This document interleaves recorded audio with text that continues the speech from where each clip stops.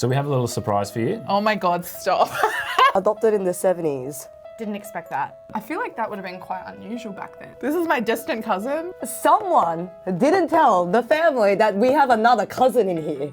It's like the gay crisis wasn't enough. The gender crisis wasn't enough. Let's go through your cultural crisis. Today we're going to be taking DNA tests. We're finding out where we came from, way up the family tree line, just in case we didn't already know. I mean, you never know, right? Sorry, I'm a bit unhinged today. We are going to be using a MyHeritage DNA DNA test kit. It basically gets your DNA, they take it somewhere to a lab, they use it, and then they figure out your entire family bloodline. I'm South Korean. My mum is South Korean, my dad is South Korean. They're both immigrants here. As far as I know, I'm South Korean. 100%.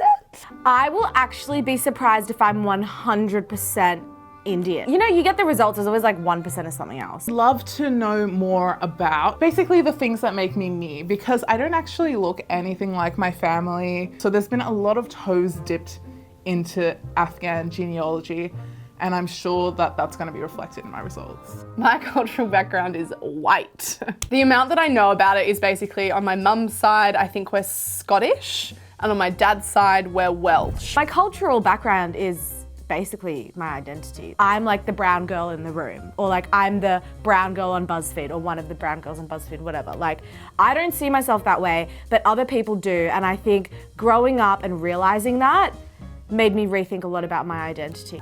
You know, I look Asian. Going to school in Australia, I was like 1 out of like 5 Asian kids in school at all times. So like, yeah, it played a big part. In more recent times, I've kind of grown more curious about my ancestry. I want to know where I come from, because I do feel like I'm missing that part of my identity. Let's do the test! Is it a COVID test? Is it a pregnancy test? Nope, it's a DNA test.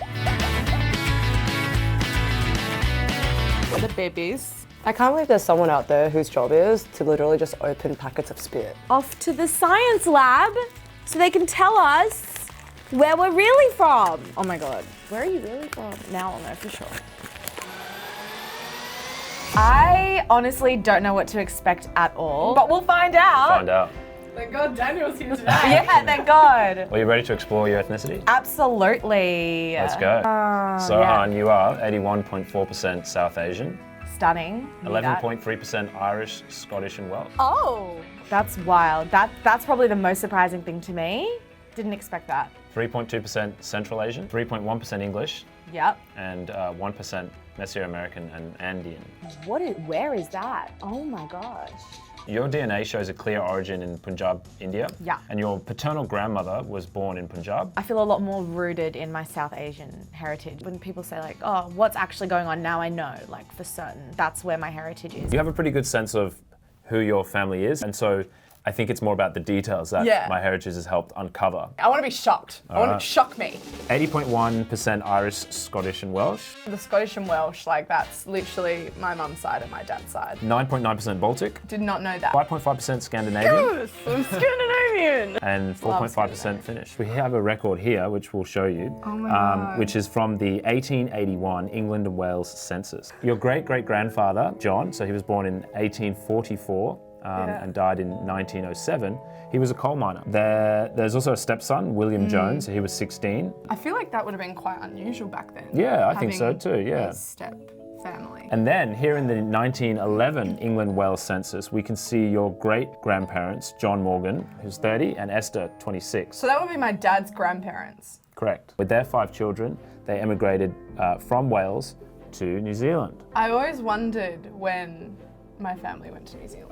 We actually found a really nice photo of your paternal grandfather. Wow. Your great-great-grandmother, Esther. So that was Esther who moved from Wales to New Zealand. to New Zealand. Even though it's not even that shocking, I still don't You're know still what to surprised, say. yeah. I don't know what to expect, but I'm expecting something random, but like, I don't know if I'm gonna be, I don't know, we'll fight, I don't know. I'm ready, let's do it. Let's go. You are 46.8% West Asian, Okay, 24% South Asian, yes, to be expected. Oh, what the 12% North and West European. Where? Amazing. See, okay, the Asian stuff, I get it, I understand, I feel it. Oh, and then just like, They're a yeah. I thought that it was going to be more Central Asian because my family is actually from Herat, which borders on Iran. So Okay. it makes sense that that's kind of the area that it's picking up. My voice has never shaken in a video before. I don't know why. This is so overwhelming. I don't know what to do or say about it.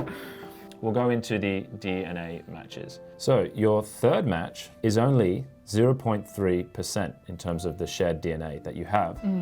So we have a little surprise for you. Oh my God, stop. This is my distant cousin, my third or distant, what, how did you? Hello Hameda, my name is Sapida and you don't know me, but basically we have the same history.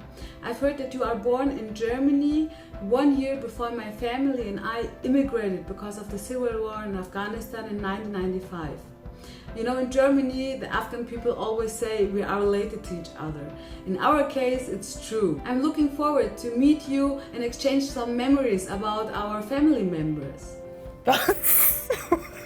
That's my cousin. Yeah. That's so weird. Knowing that you're from a place that was so war-torn and everyone kind of was separated all the time, you kind of give up on the idea of, you know, finding lost family members. I mean, I'm shaking. I don't, yeah. I have a feeling it's just gonna say 100% Asian. Well, Xander is 52.1% Japanese and Korean. 25.9% Mongolian. 19.5% Chinese and Vietnamese. And 2.5% Finnish. Finnish! Okay, this is what got me. Finnish?